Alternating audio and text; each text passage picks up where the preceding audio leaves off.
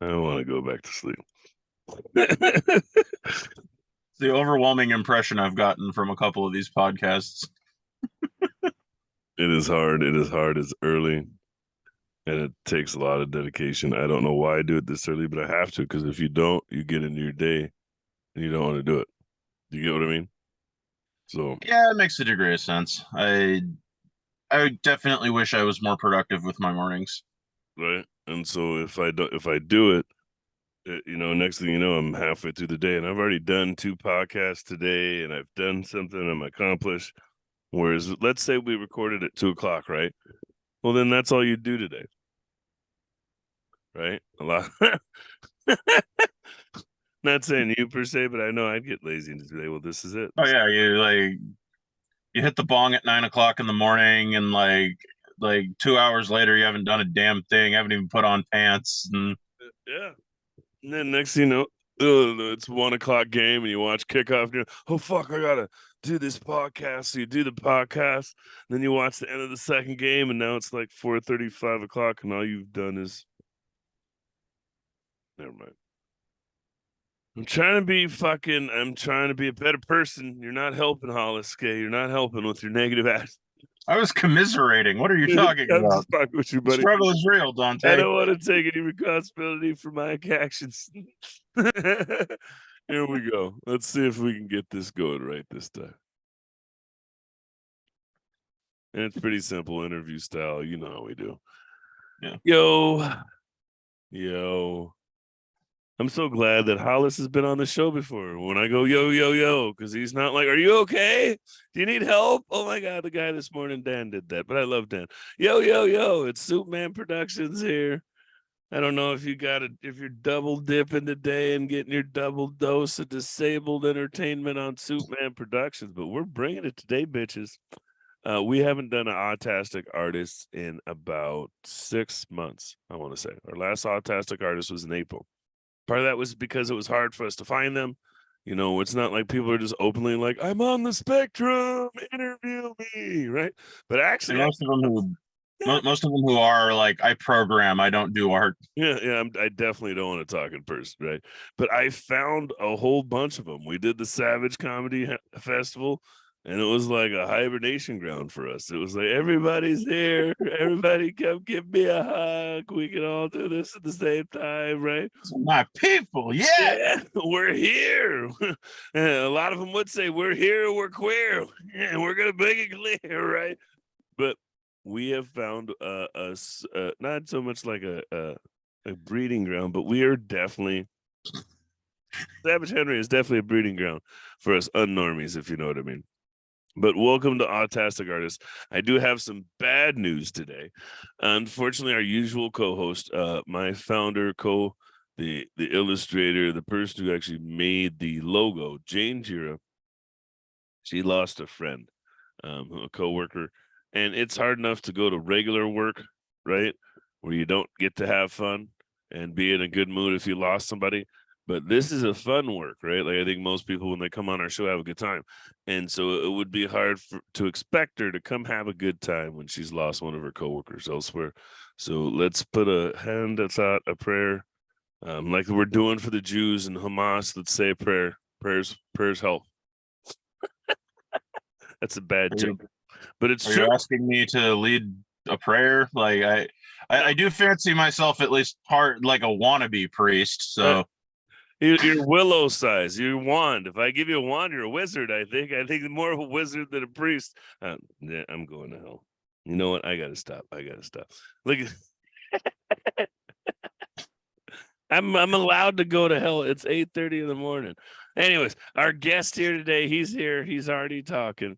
Give it up for Hollis Muenster, everybody. Just Muenster, like the cheese. Just Muenster, not Muenster. Did I do it last time? I think you got it right last time. You might have just referred to me as Hollis. I don't know. Hollis. And, like, let people wonder about the pronunciation when they're reading my name on the chat. Like, Muenster was the one I always got growing up. Muenster? Yeah, but Muenster, yeah, like the cheese. I guess I've never had Muenster. That's a blue cheese, isn't it? It's nasty. It's gnarly. I don't think so, but I mean, it's literally my namesake. I think I'm required by law to like it or something. But it is a blue cheese, or is it just a funky cheese? I don't think it's blue. It's just a little on the weird side. It's kind of like provolone, Yeah, it's got that weird, except for a little provolone. softer. It's got like that orange edge around it. All right, all right. Look at Hollis knowing his cheeses. He's like, I know all Believe me, my of course, I snacks, know my motherfucker. cheeses. Are you looking forward to the holiday season? Are you a cheese log guy? Not really. I'm more just someone who enjoys food, I guess. I just saying, Um, when I was married, white people, you guys have the best cheeses. You do the cheese balls and all that shit around. Why are you laughing so? Like I can say, you people, that is a white. I'm just thinking about France. No, I'm just thinking about France and Wisconsin and how right you are. Right?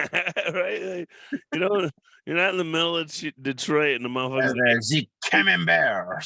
like, get some of this cheese over here. You got to go over to Tyrone's and get some of that Muenster, nigga. Like this cheese is crazy. You do not. My jive turkey. Have you tried a gorgonzola on your salad, my nigga?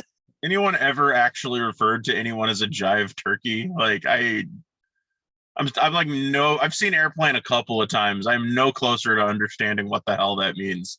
Is African American slang. A jive turkey was like a 50s fuckboy, I want to say. You know what I mean? You jive turkey. Like it was not a good, it was Oh, not a like his neck is hanging and he's still like turkey motherfucker. You know what I mean? Like a turkey.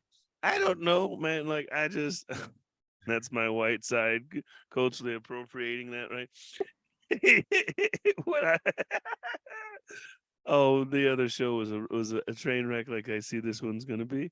A jive turkey, according to Urban Dictionary, is someone who is unreliable, makes exaggerations or empty promises, or otherwise is dishonest. So, like I said, a jive turkey was the original fuckboy. I got it right. overpromise, underdeliver. Right, right. Like it'd be just like think about the guy who's hitting on your sister. You're like, "Hey, jive turkey, back off!" Like that. I get, and that's what I always think of, right? The '80s, '90s movie of you jive turkey, I'll smack the shit out of you. Talk to my woman like that. I don't know. My Afrocentric accent is horrible. I sound like I'm a pimp from the '75s. Oh God. Anyway, anyways, we did the Savage Henry Comedy Festival this weekend. You are from Savage Henry. You are from Eureka, right? I'd say at this point, yeah. I've lived here about 6 years. Where you originally from? A lot of places, but Dallas, Texas, more than any of them. That's right. You're an Army kid, if I remember correctly. No, my dad just had a couple career changes. He went to college for electrical engineering and got his first job in Alaska working for an oil company, and then like decided he wanted to be a doctor. Did pre-med at Duke. Did medical school in Dallas. Did his last year of residency in New York City. Got his first doctor job in Florida. And then we moved back to Texas and lived there for like I probably spent about half my childhood in Texas and then the other half in various other places. Why Eureka? What the fuck brought you out to Eureka? Ministry school of all things, actually. Oh, you're really a priest. Not ordained or anything, but I mean I have the education and the attitude, I guess. So I don't know what that means. I'm gonna leave that one alone. fair. Up touching others. No. Ah! I'm using my Bible to prop my phone up right now, so I'm very holy. Oh Jesus Christ. Burn. Oh fuck. Fuck me. Oh God. I'm going to hell. I already knew it. It has nothing to do with this podcast anyway, so I'll suck it up. So, anyways, Hollis is a Sitting comedian. here like that's not how that works. Whatever. Love it. You know, it's funny. My grandpa's 93, right? And he started believing in religion and getting real religious. And I got mad. And somebody's like, "Why are you mad about your grandpa being religious at an old age?" And I was like, "Because it's like he's trying to buy his way into heaven." Right. Like for 82 years, he was this. I'm gonna live my heaven and earth on my heaven and hell on earth. I'm an independent thinker. I don't need no God. This, that, and the other, right? And then he figured out he might die. I was like, well, I do want to go to heaven. Like if I do die, Yeah, it's an epidemic. and not like I was thinking I got this joke I want to write. I was like, when we get to heaven, there's got to be like a racist heaven. Like there can't just be a all persons heaven, because for the like how Hollis is looking out the window, right?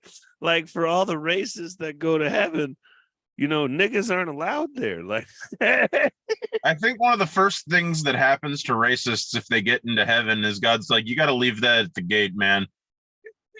They're like, but God, there, insert slurs here. And he's like, nope, you're in the wrong place then. Right? Like I died for everybody. Excuse you. Not just you, white bread mother. I would hope so. No, or actually, I could just also imagine them like, but God, they're Jews, and he's like, I got some real bad news for you about Jesus. Not only that, but what if they end up at the wrong heaven? Like if they get there and Buddha's the one at the door. And then, what the fuck is going on here? What are you doing here, buddy? Like, you know what I mean? Like, what if they get to the wrong religious heaven? Never mind. I told you, I've been all. I mean, I am perfectly happy to talk about this. Like, I don't know if that's what our guests are tuning in for, but Hey, this is part of being on the spectrum and being neurodivergent. It just goes where it goes, right? But yeah, I definitely have a hyperactive imagination, and it helps sometimes, and other times it's like, oh, hey, a squirrel, and we're just gonna chase that now. I started writing a movie, right? And it's going. I think I'm 6 pages in. I've done one writing session, right? So I and thinking about it, it's probably going to take 100 of those. So I'm not looking for it. It's going to take a couple years to write. But one night I had a dream. I didn't have a dream, but like I think for creatives and myself, and I think I'm there. I think I might be finally figuring out what I need to do, write movies and shit. But I think for creatives, like sometimes things just come in your mind. Like you just said, we're talking about jokes, dude, right? But that's how it really happens. And like I had the idea of like, I don't know if it was The Boys or one of the shows, but action hero show, right? A superhero show where there's always a certain amount of villains and superheroes on this earth. And somehow there's only 20. And 10 of them are always good and 10 of them are always bad. If a bad guy dies, another bad villain is born. And the basis of the movie is somebody turns from a villain to a good guy and somebody turns from a good guy to a villain. And I told my friend about that and he was like, oh, that's fucking crazy. I was like, I know, right? And I started talking about it for hours and hours. And he was like, so when are you going to write it down? And I was like, oh shit, I got another movie I got to write. Never mind. That's not. I don't want to commit to doing anything with it. I just wanted to talk about it.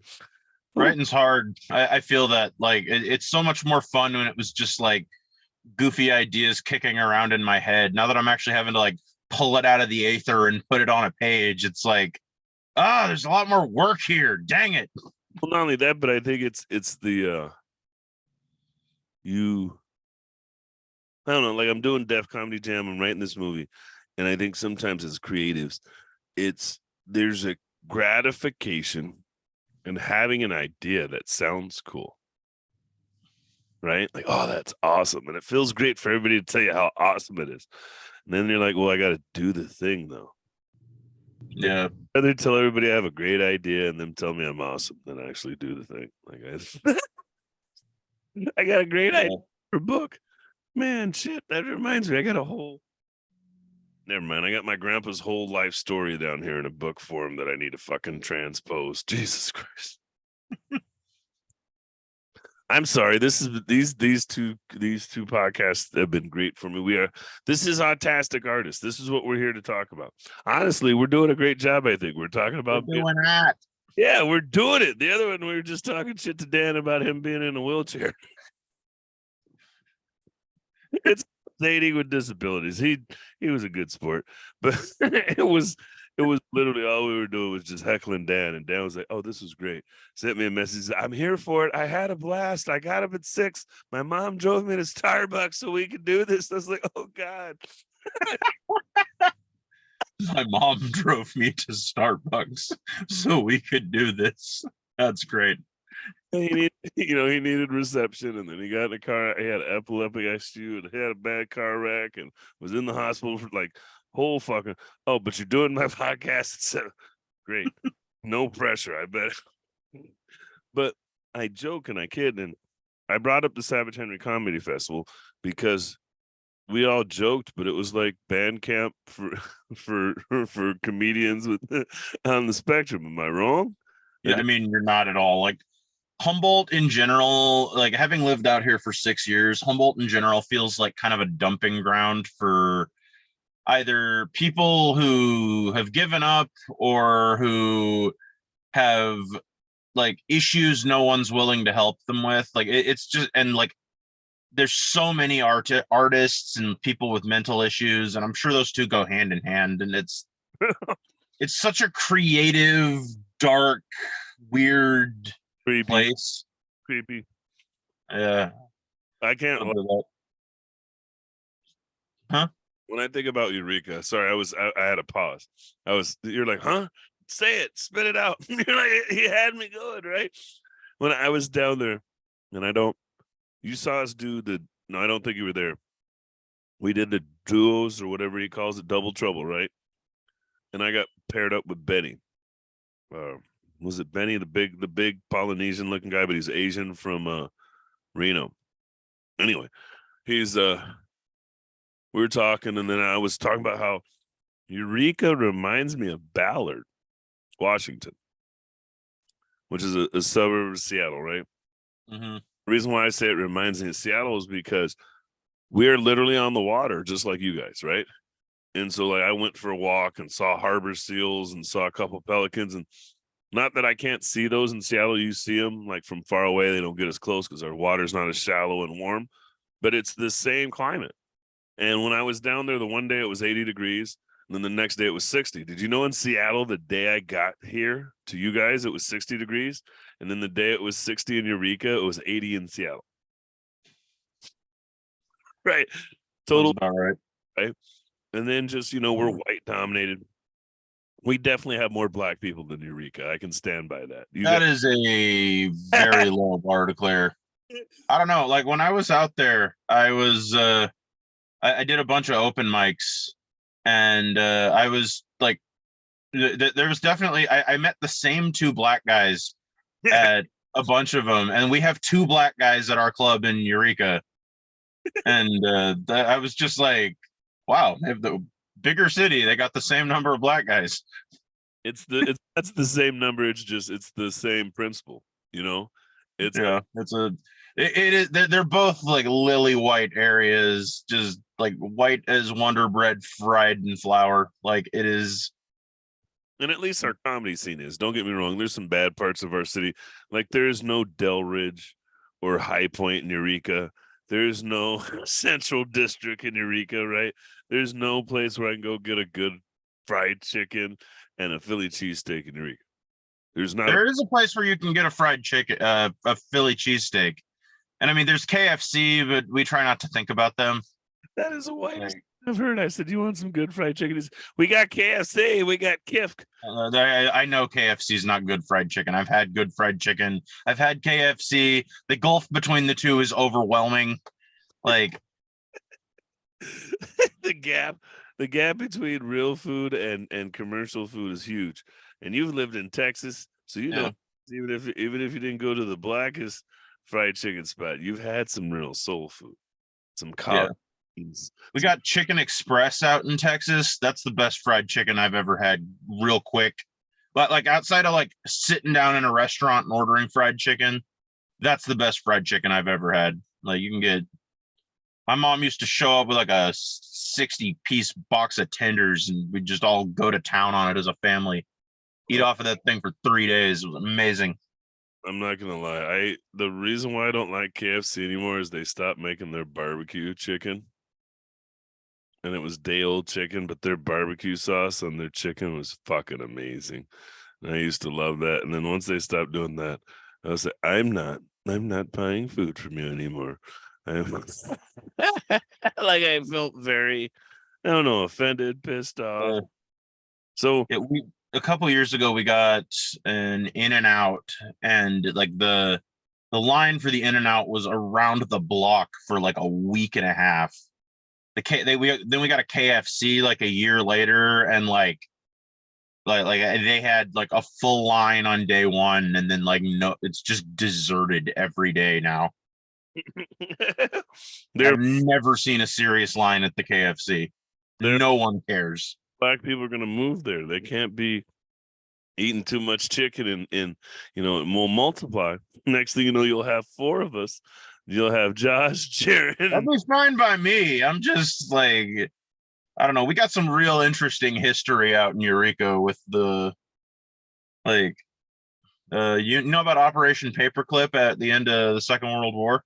No, but we're gonna learn some Black history from a white guy from Eureka. It's not black. It's definitely not Black history. I'll tell you that. So Operation Paperclip at the end of the Second World War was the effort to like find as many German scientists as we could before the Soviets got them. Mm-hmm. And so as a result of that, a whole bunch of people who were members of the Nazi Party immigrated to the United States. Apparently, the Kesselring family settled out here in Humboldt, or at least in Northern California, which, if you don't know who the Kesselrings are, like a couple of history nerds in your audience are like, but the Kesselrings, Albert Kesselring was the head of the German Air Force during World War II. So he was like elite, not like highest level of the Nazi government. And we just like, we originally, we convicted him, we sentenced him to death, and then we like let him out of jail like 6 years later, and we're like, whatever. It's not. I was in shock when I learned about it. I'm like, oh my God. Got like OG Nazi blood out here. I haven't really read up on what's going on. So first off, before I say anything, because I kind of joked about it earlier, I give my hearts out to everybody in the Jewish, Israeli, Palestinian corridor, right? I just call it the Southern Levant. Right. I just refuse to touch it. On the other end, I don't think anybody cares about the civil wars that happen in Africa on a daily basis, right? I don't think anybody cares about the civil wars happening in third world Asian countries. And I don't think anybody would care as much if it didn't involve one of the most popular churches and religions in most religions in the world. What I will say, though, that shit's hard to watch. Yeah. It is hard to watch the footage of children just being slain, right? And them carry, you know, you got it's a horror show all around. Yeah, you got adults. Like imagine coming home and you're seeing the adults not hurt or injured, but they're carrying their son or their daughter or the kid, like, and then not only that, but somehow we're all funding that. Right? No matter how you look at it, I don't care what war it's been, whether it was 9/11, whether it was fucking Afghanistan, Iraq, Syria, Libya, and I mean, don't forget about like the 36 CIA interventions in Latin America. That's a thing, right? Ethiopia, Eritrea, Rwanda, Burundi. Rome, I wonder if Roman citizens felt this way about Rome back in the day. You're just like an ordinary Roman, like tanning some leather or whatever, and you're just sitting there like the emperor has lost his damn mind. Like he's invading Germany again. I mean, you got it though. I mean, think about being that guy that goes on a your adventure to get a sword, and you're on this quest, and you're in Sparta. You're in Sparta. And they're like, you're Roman? fuck you, dude. Like, you guys conquered us. We're taking our land back. Like, that's real. Do you know what I mean? Like, even think about Genghis Khan as a conqueror. How many people hated Genghis Khan? And when he was conquering all these people, like, it's real, right? Yeah, I mean, We just don't think about it.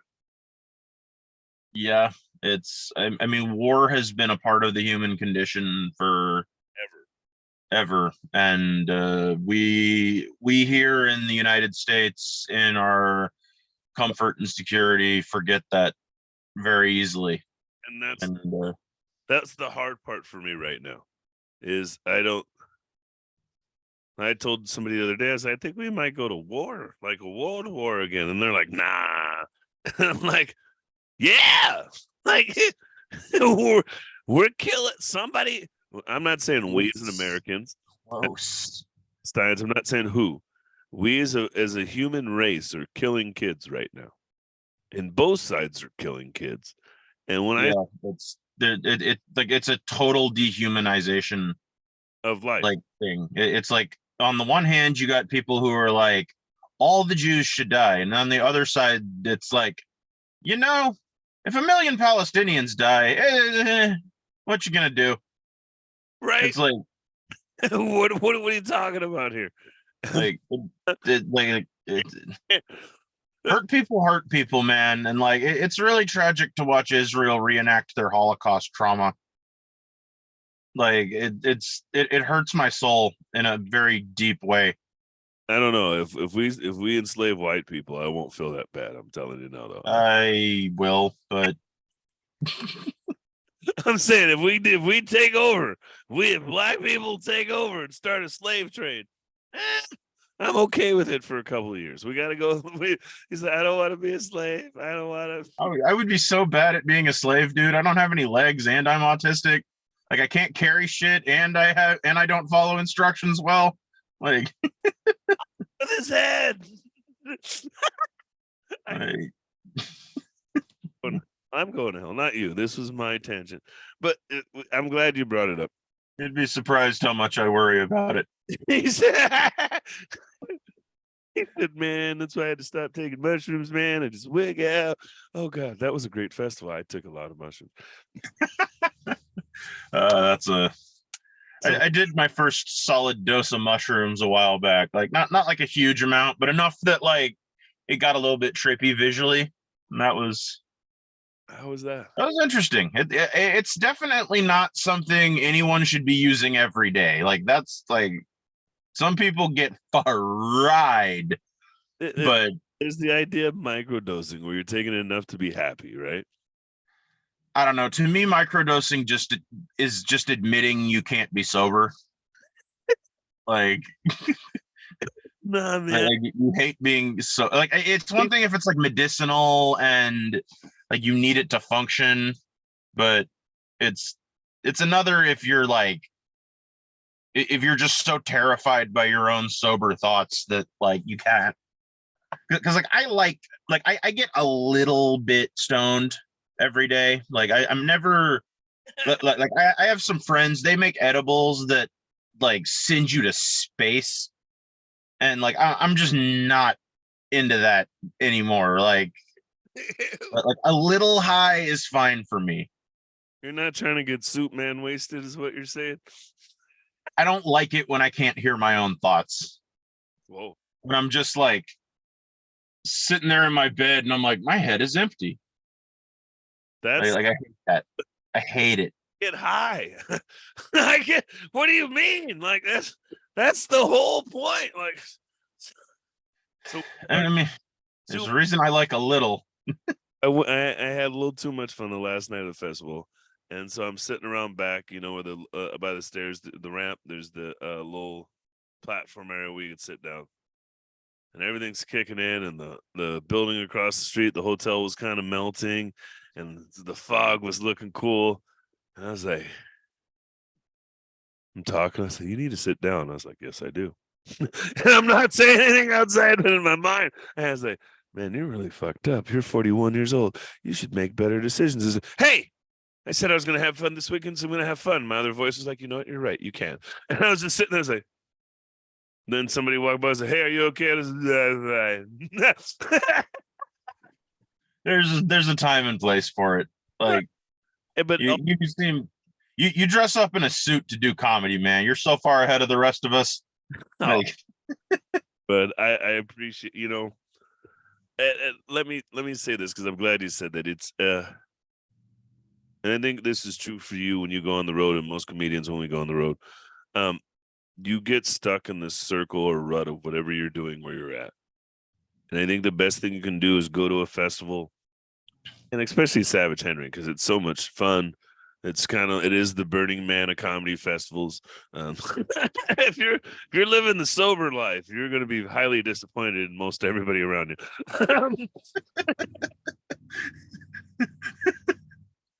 Maybe that was why I got so depressed. God, just like, you don't need to be doing this many drugs. You're not ready for this yet.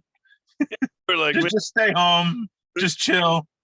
Hollis, like, I Play can't video games in your room. sitting there. I can't feel my legs. We're like, you don't have any, Hollis. It's not the drug. Oh yeah. Oh, is this what feeling legs has like?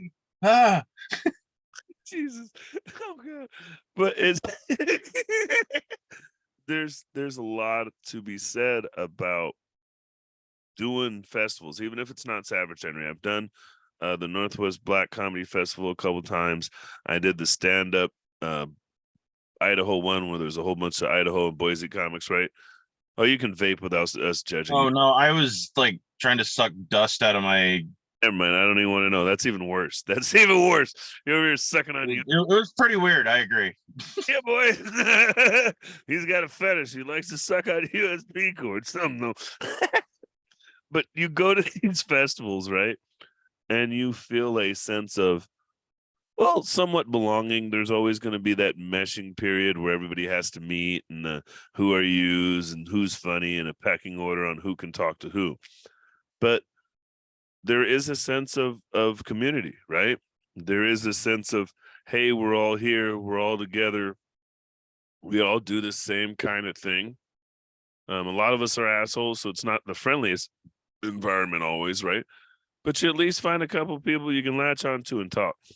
And I mean, even if a lot of people are assholes, a lot of like everybody's got pretty thick skin. We all know we're kind of like comedians aren't known for being like the most put together functional people. So I feel like there's a lot more tolerance in that community for like people being a little out there or a little rough around the edges.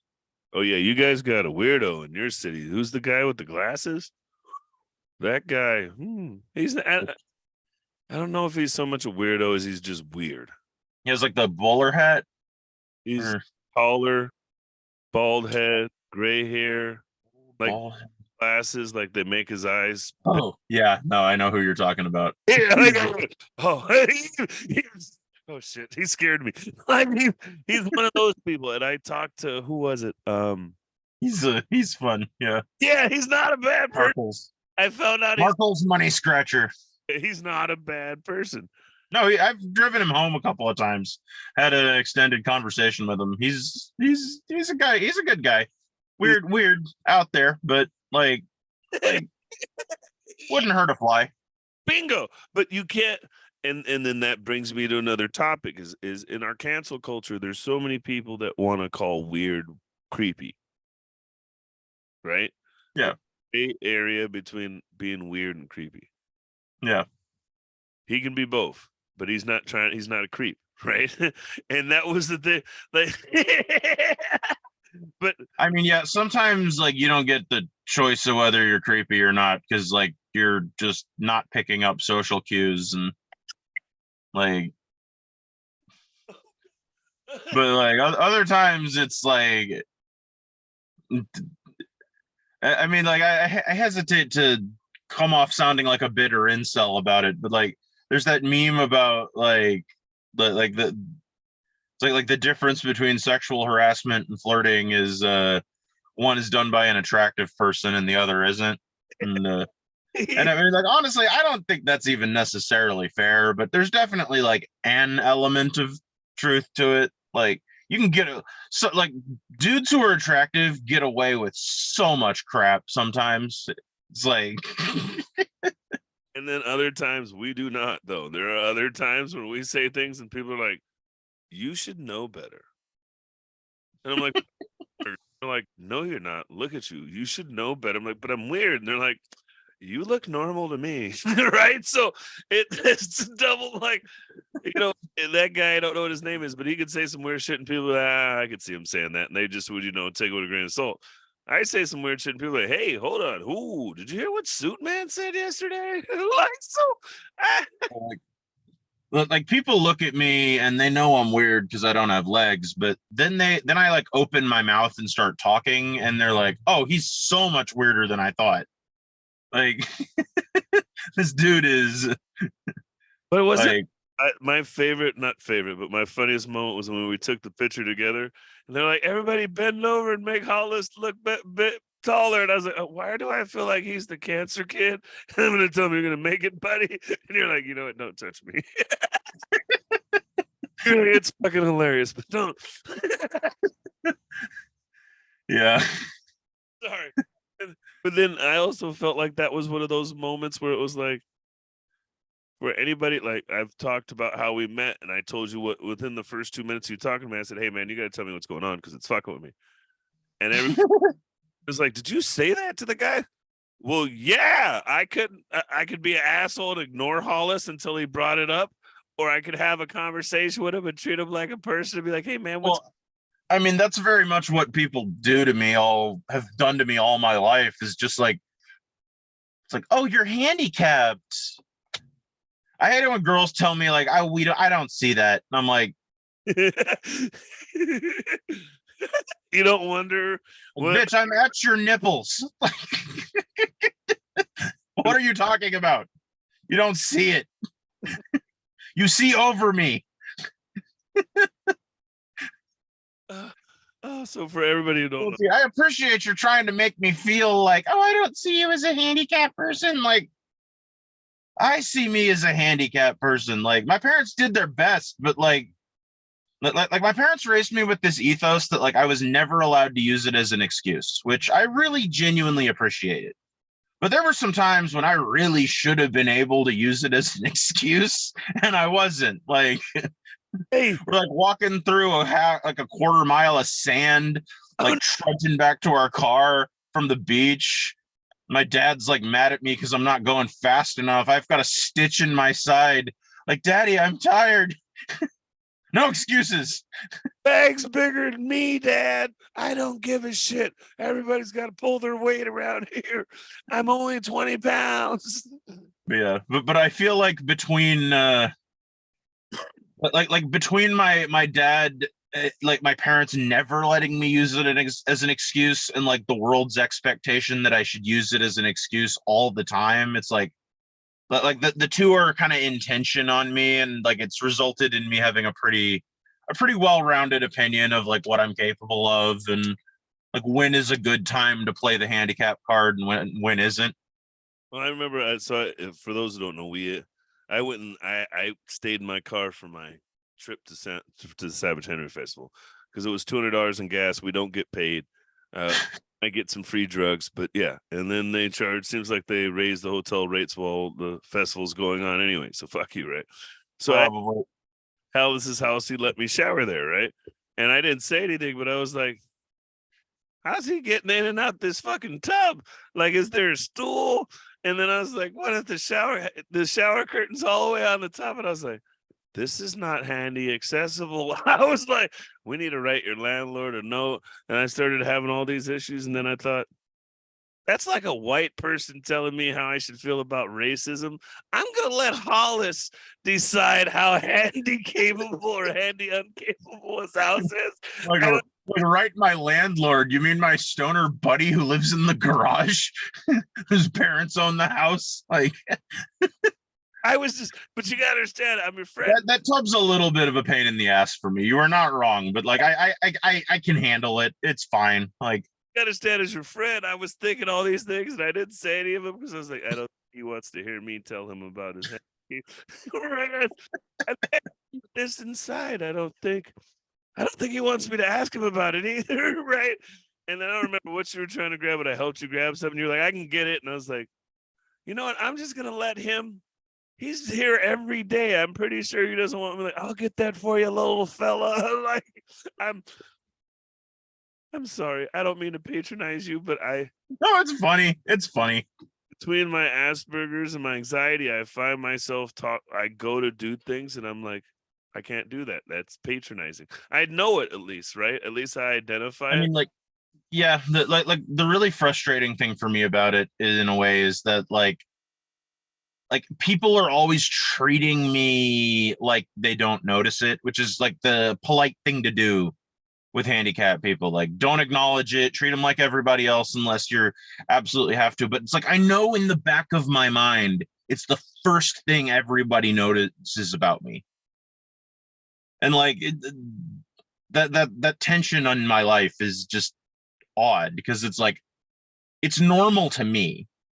And like my parents were fairly open about talking about it. It wasn't something they were like scared or dancing around. And so it's like, to me, it never made sense why everyone else was so like so like tight about it until I got a little older and gained a little more empathy and like Well, part had of a couple. when you were neurodivergent, you said you're Asperger's, autistic. What's your diagnosis? I don't think we. My diagnosis is PDD-NOS, which is personality developmental disorder not otherwise specified, which is a catch-all term for autism spectrum disorders that don't readily fit into a pre-existing diagnosis. And ideally, autism is supposed to not have a clear diagnosis. So why would we expect it to fit a mold if every mold's different? Anyways, that's a whole different conversation, right? But when we think about these things, right? How is that? I guess in your case, you have this handicap that people forget about your mentals, right? Like, do people even notice? Is that even like it am I, People, I tell people I'm diagnosed autistic, and when I was younger, it was a little more apparent. I think people just chalked up my weirdness to being handicapped. But like as I've gotten older, like I've gotten better at conversating and stuff. And like, he sorry, doesn't talk to people. That's why. It has nothing to do with his mental state. He's just got no legs. That's why he's socially awkward. What the fuck?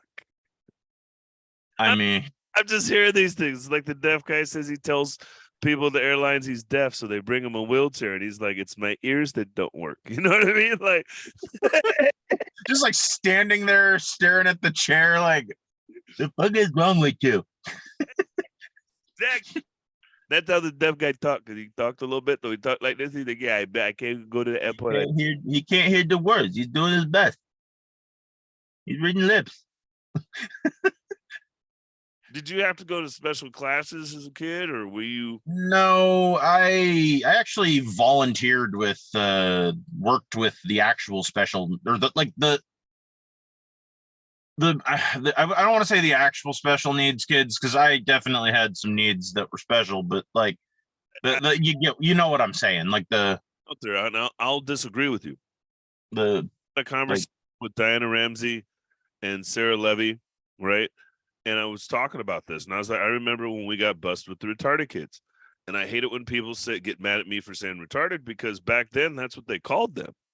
And not only that is that what they called them, but those are the kids I had to defend because I was riding the bus with the retarded kids and got made fun of for riding the bus with them. So guess what? I defended them and beat up all the fucking normies because you're not gonna make fun of me. And now that we ride the bus together, anytime you pick on fucking wheelchair Willie, we got a problem too, because I'm not gonna hear him crying all the way home because you fucking picked on him, right? So I love that. right, Yeah. I'm a bully's bully, and I love to say that I am. That's the way to do it, man. Like you get the rush like picking on somebody, but you also get to be the hero because you're defending the weak. It's great. You don't understand how many times I've been that guy, right? But I think about it, and I think a lot of people don't understand that we're grouped. In your case, your real physical disability, I'm pretty sure, just glosses people over from the fact that you may have a social handicap, another sort of disability. They just don't even notice. They don't even care. It's Yeah. nah, he's got no legs, so that's why he doesn't know how to hit on a girl. He's got no legs. That's why he doesn't have any social cues. He's got no legs. That's why he doesn't know how to stop interrupting. Whoa, having legs doesn't contribute to that problem, right? Nope. Yeah. People are dumb like that. You brought up how like retarded was the word used by like medical care professionals for a long time, and like this is a cycle that has been gone through. So like the original term that the medical community came up with was moron, and then that was co-opted as a schoolyard insult. So they came up with retarded, and then that was co-opted as a schoolyard insult, and like then it's special needs, and that was also co-opted as a schoolyard insult. And I just think we just need to admit that there's no word for like mentally challenged or anything like that that isn't going to be offensive if you say it with an accent like a guy from Boston. What are you, a special needs kid or something? Like, what are you, fucking handy able? What is wrong with you? What are you handy capable or something? Hey, look at this guy, he's in a wheelchair. Because I think, like I said, it's like white people policing the N-word. Most people I know with disabilities, even like myself being deaf and little Asperger's, I don't mind it.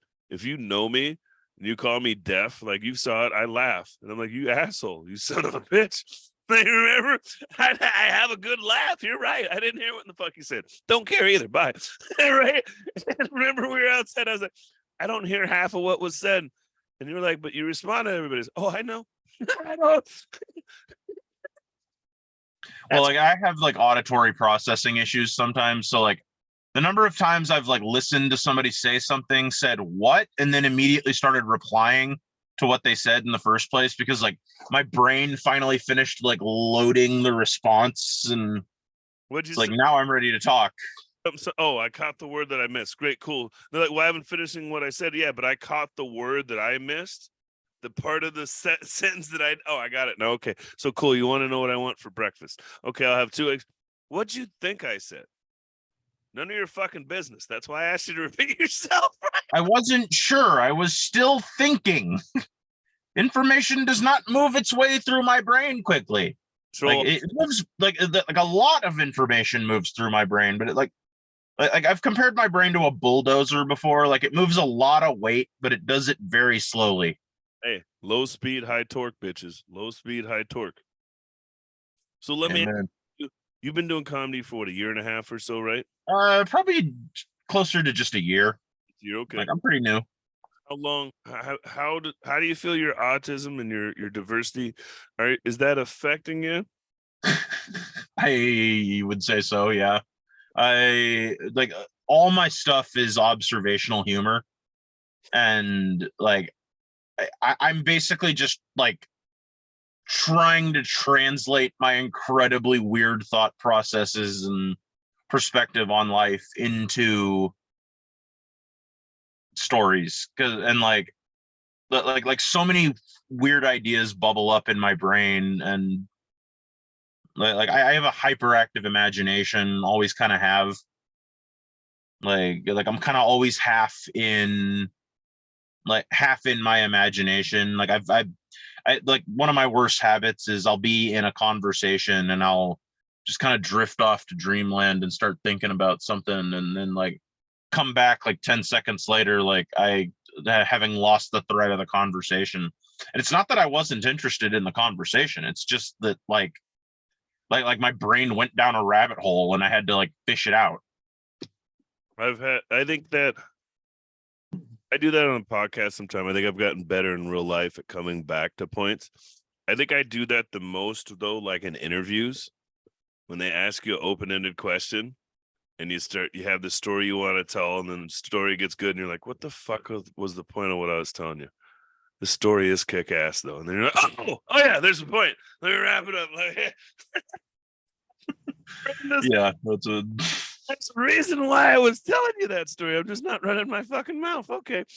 Some pretty tortured comparisons have bubbled up out of my brain in the past, and like like getting through them can be a challenge sometimes, because like I gotta lay down like a couple of minutes worth of foundation to draw the ultimate comparison. And like the whole time I'm doing that, like, what the hell does this have to do with what you were talking about before? I've tried to talk to people about that. I think for me, being neurodivergent, Asperger's and stuff, is I have a process for everything, and I'm able to talk it out. And so I talked to somebody in comedy once, and I was like, if you're not doing 15 minutes, I don't know how you're telling a story in comedy. And they're like, what do you mean? I was like, well, if you've done 5 minutes of time, I don't care to know who your characters are for you to make a story, so you don't have time. If you've got 10 minutes of time, I've just now understood the characters, right? And ready to listen to your story, but you haven't proved to me you're funny. So why do I want to hear your story, right? If you're at 15, I might have found you funny. I might have got all the characters you needed, and I might have heard your story and I might have liked it, but I got to hit all three for me to. So if you're not doing more than 15 minutes worth of time, you don't have time for a story, right? And somebody looked at me and was like, you put that much thought into it? I said, well, not really, but when you ask me if I'm going to do something, I do, right? Or you ask me about the process. And I think for me, I'm able to dissect things easier, I guess, from a process approach. Maybe not from a stand-up approach or material approach, but I've been able to sit down with people and be like, hey, why are you doing X, Y, Z? Who do you want to talk to? And have a process for that or a plan versus just going up and winging it. I don't know. Are you able to go up and wing it? Can you go to a mic and just... I can talk into a microphone for as long as you want me to. Whether it'll be funny is another matter. Like I did competitive debate in high school, and like we had an exercise one day where we were just supposed to get up and start talking for as long as we could.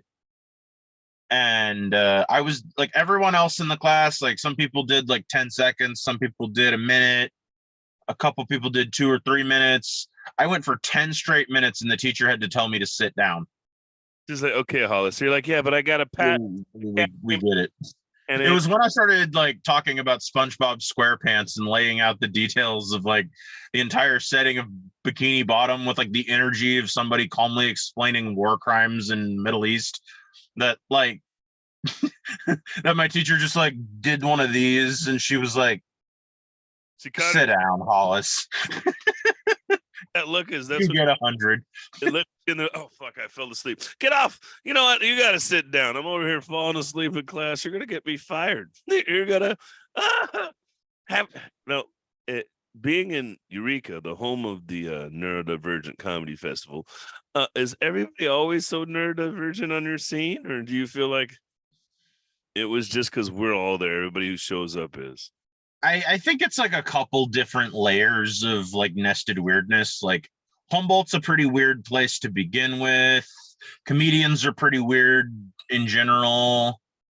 And like, so like you mix that together and it creates a pretty eclectic group of weirdos. Yeah, you got, because Evan's coming on in a couple months. He's a pretty weird guy. I don't remember the guy we talked about, the nice weirdo, Mr. Vest. He's a funny man. He's and then the guy that we talked about earlier with the glasses, he's a nice guy, but he's definitely on the spectrum. Sparkles, yeah. Whippets girl, she's got some issues. I don't know what's going on with her, right? That dude, I think I know who you're referring to, but that honestly doesn't narrow it down. Like that much, like Steer, Large Steer, whatever her name is, brown hair, black hair, short little Brandy, yeah, dating Evan. Yeah, she likes whippets.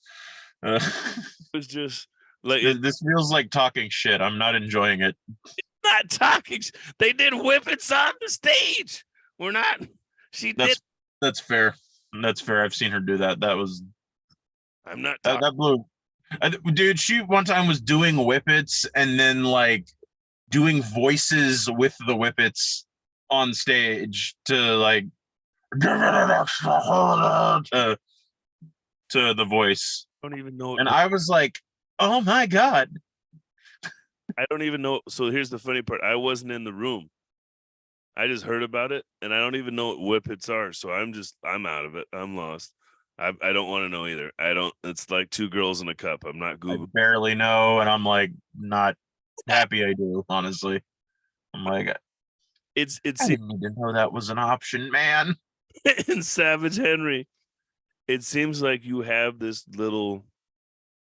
I don't know. It's like I said, it's like Ballard in Seattle because you've got this just hippie community where people kind of do whatever they want and everybody's nice, right? And everybody kind of gets along. But it doesn't seem like everybody's really that social. Am I wrong or is it? It Not just at all. It's a lot of people who like to do mushrooms and walk through the woods alone. Like, I thought like it doesn't seem like everybody's really that friendly. Everybody likes to do their drugs, go hang out, right? Everybody like are neurodivergent, so like you hi. can always find a party, but it's not like it's not gonna be it's not the most energetic party scene. It's like the idea, people's idea of a party out here is we all order pizza and smoke a bunch of weed, watch a movie. Like, Tuesday in White Center, basically. Yeah, I get it. That's a Tuesday out here, but down there, getting out here, like having more. maybe go catch a $5 show at a bar or something. Like, it's Hey, you and for those of you guys who think we're shitting on Eureka, we're not. Eureka is a great place. The crime is low, right? The worst you may have is a couple of there's maybe 20 homeless people that live in the city. They're our harmless. crackheads are very docile. Yeah. Like, it's just a very chilled out place. Like it's a little bit. I heard it said one time. One of my buddies said it's like the good place with a little more meth. Yeah, basically. Like, Well, let me ask you, do you feel like your diagnoses is helping your comedy?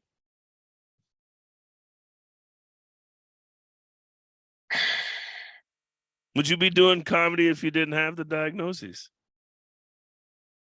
I mean, I don't know how I would be different if I wasn't on the spectrum. Like, what kind of person I would be if I like had the social cues down and the executive function just like I don't know. I feel like I would be like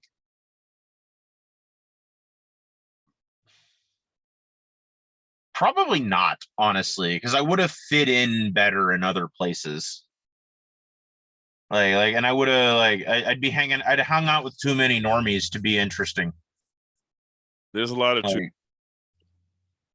Like, I got I'd just be another big smart white guy who happens to not have legs, and like you'd probably I'd have like speak. I'd have like a job somewhere and like a perfectly boring, perfectly excellent job somewhere, and like just never would have imagined that. Yeah. You'd have climbed the corporate ladder and been the inspirational story. And if Hollis can do it, you can, right? Exactly. Yeah, I'd be one of those guys with like a speaking tour. Yeah. I don't know. I get up out of bed every day with no legs. Stand up for yourself, Hollis Muenster. Right? Like that's not a bad slogan, right? Honestly, yeah. I mean, I got nothing against those guys. Like, they're like a bunch of them are really cool. My favorite's Nick Vujicic, the guy who has like literally no arms and no legs. Like, you ever seen him? No, I'm gonna look him up though. I'm definitely gonna look him Yeah, up. Nick Vujicic. He's like he does a lot of churches. That's how I found out about him. But yeah, this dude literally like all he has is like a little flipper foot that he can operate a cell phone with from his power chair.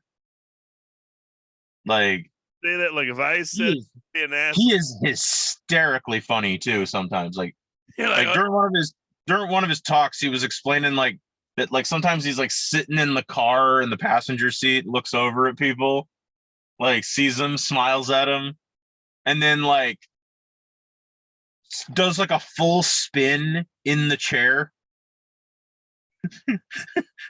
And the person next to him is just like, what the hell?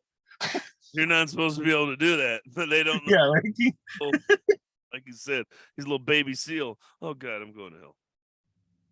I gotta, I got. I love how the way you were like, do you not know? Like, there's So Dan earlier said kind of what you just said to me, but in the reverse, he's like, "Why is it that everybody thinks because I'm in a wheelchair, I know the other guy in the wheelchair?" And you're like, "Well, I have appendage issues, so obviously I know the other guys with appendage issues. You don't know Nick? I know Nick. No, I don't. I have all my arms and legs. I'm not looking for no arm, no legs. Motivational speakers. Those like you're making $1 million and you got no arms, no legs, and you've been picked on your whole life. I'm not worth a damn. Like I got none of those disadvantages, and I'm not worth shit. Okay, all right. Yeah, I mean, some people have like very different. Like I like that Nick Vujicic guy. I would guarantee you he had really good parents. like not a lot of childhood trauma holding him back. I would bet. He didn't get picked on. He didn't get that first day everybody putting him in the fucking garbage can. I mean, but even if he did, though, he came home to like a supportive environment where we love you. Yeah, like you want a sundae? Ice cream makes everything better. Yeah, I mean, I don't know exactly. But I cried on the inside. Wish my mom would have sounded like that. I like ice cream. There's another one, a guy named Kyle Maynard. I know he didn't have any arms and legs. He has like the stumps. He just doesn't have like the stuff after the elbow and the knee. But he was a wrestler for a while. I think he was trying to summit Everest or something last I heard about him, which was like over a decade ago. I don't really care about these people. Like every now and then people will like give me books by these people, and I'm just like like thanks, this is going in a free box. Like hey, did you know you can do it even if you're handicapped? I'm like, oh wow, fucking A, really?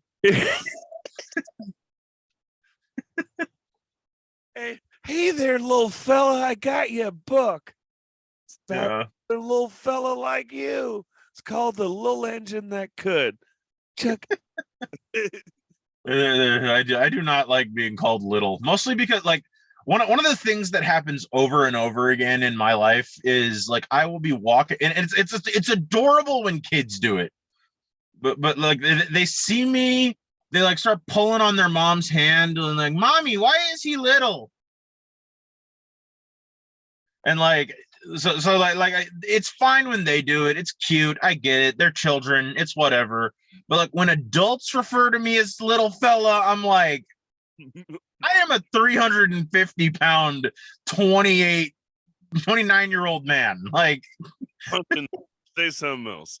I could fold you like a lawn chair if you made me. Punching people in the dick. If you punch more people in the dick, you'll get more back. Start walking, but wow! Just start punching random people. Like, just the sack tap. I can't. You know what's funny is I know it doesn't feel like it, but it's been an hour. Can you believe that, Hollis? I was looking at the clock, like, wow, that flew. Yeah, it's a good time. Tell us a little bit about you. Tell us nothing about you, but give us your Instas. Tell us where they can find you. I don't put anything on my damn Instagram. The one thing I do put out there for public consumption, I have a Substack where I write irregularly, but people have told me the essays on there are pretty good. All the free ones are God stuff, like and then I have a couple premium ones that are about my opinions on other stuff. I don't feel good charging people for God stuff, but I had a realization one day, like I have all these other opinions I don't mind charging people for. So that is the Dramatic Charismatic on Substack. Charismatic. All right. Yeah, it's a term for the kind of the Christian movement I grew up in. Like called a cult. Fucker, that's what it's called. Sorry, I couldn't help it. I mean, hey man. I'm sorry. So let me preface this. Christianity is a cult of personality. It's just like a cult of personality around a guy who's like, I mean, I hesitate to say been dead for 2,000 years, but because he lives in our hearts. But Oh, Jesus Christ. And literally, Exactly. Christ, yeah, Exactly. believer, God damn it, I'm unbreakable. You know what's funny is, and this is what I'll end on. I haven't figured out how to write this joke, but the idea is how would you feel if you're a racist? You had to get a transplant, and all you could do was get colored parts. Like, think about it. Jimmy the racist gets kicked out of his basketball league. Is it a dick transplant? After he gets his knee operation, he's been dunking in the basketball league, and the white folks just aren't okay with them athletes and them extra muscles, right? His wife's trying to sign him up to get a dick transplant, right? Asian drivers trying to get white eyes so they can drive better, right? Like, yeah, it's got some legs. I see you're giggling, but at the same, I mean, like, I'll be honest, man. I grew up in Texas. The racial humor is something I laugh at, not always to my benefit. It's like there's been times I'm laughing, I'm looking around, and I'm like, I'm the only one laughing, and I don't think that's a great sign. So like there's three guys at Savage Henry. It's like the asshole laughs. It's me, it's Eric Fitzgerald, and it's Jason Merritt. If any combination of the three of us are the only ones laughing, like, it's a dick joke. It's a mean joke. Might be funny, but it's that's hilarious. Well, it's been Hollis, Muenster. Find him out. He said it was called the what was it? The the Decorative dramatic charismatic on Substack. Dramatic Charismatic on Substack. He'll give you his opinions. Check him out. He's also in Eureka, California. So if you ever go down there, check him out around Savage Henry and some of those clubs. Thank you for tuning in. I've been Duante Barnett, and you've been fabulous. Have a great day, you guys.